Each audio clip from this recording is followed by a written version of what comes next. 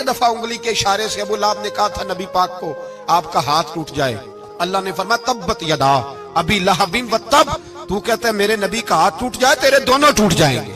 और सुनो अबू लहब का हाल क्या हो। अबू लहब का माना है अबू लहब शोलों का बाप, लहब शोलों वाला। क्या मतलब? अबू लहब इतना हसीनो जमील था कि उसके जो रुखसार थे शोलों की तरह चमका करते, इतना खूबसूरत था, लाल सुर्ख रंग था, खूबसूरत आदमी।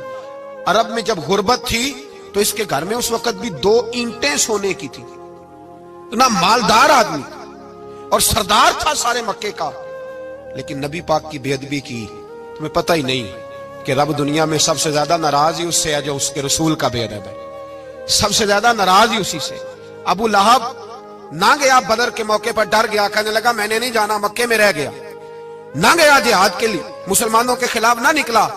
लोगों ने बड़ा इसको लान तान किया, लेकिन कहने लगा मेरे खर्चे पे 4-5 बंदे ले जाओ, मैं नहीं जाऊंगा, पीछे रह गया। लोग कहने लगे बच गया, लेकिन इसके जिस्म के अंदर ऐसी बीमारी निकली कि रेशे से भर गया सारा वजूद, रेशे। इसके बच्चों ने ले जाके अबू लहब को पीछे एक हवेली थी मक्के के बाहर, उसमें बंद कर दिया। चीखता था, चिल्लाता था, बंद कर दिया उसको ले जाके वहां पीछे। और जब उसको बंद कर दिया कमरे में तो चिल्लाता था, चीखता था, कोई मुझे बचाओ, कोई पानी पिलाओ।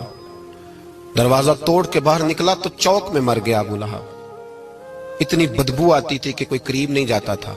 चौक में लाश पड़ी थी, यह है मैयत किसी बेअदब की, मुंह दिखाने के काबिल नहीं, उनके दुश्मन पे लानत खुदा की, रहम पाने के काबिल नहीं है। चौक में लाश पड़ी है, तब्बत यदा अबी लहबिन व तब, चौक में पड़ी हुई है, कोई करीब नहीं जाता। उसके बेटों से लोग जाके कहने लगे तुम्हारा बाप था, शर्म करो। एक मुलाजिम को पैसे दिए उसके बेटे ने, कहा गड़ा खोदो और मेरे बाप को रस्सी के साथ पकड़ के उसमें फेंक दो। एक गड़ा खोदा मक्के की गली में और रस्सी के साथ पकड़कर, रस्सी के साथ बांध कर उसकी टांग को घसीट कर उस गड़े में डाल दिया, ऊपर से मिट्टी डाल दी, बदबू का वो ढेर बंद कर दिया।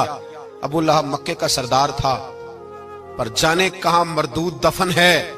लेकिन मियानी साहब के कब्रिस्तान में जाओ, मियानी साहब के कब्रिस्तान में वो इल्मुद्दीन जिसे अपना नाम भी नहीं लिखना आता था, हजारों लोग रोजाना उसकी कब्र पे खड़े होते हैं और रसूलुल्लाह की नाते सुनाते हैं।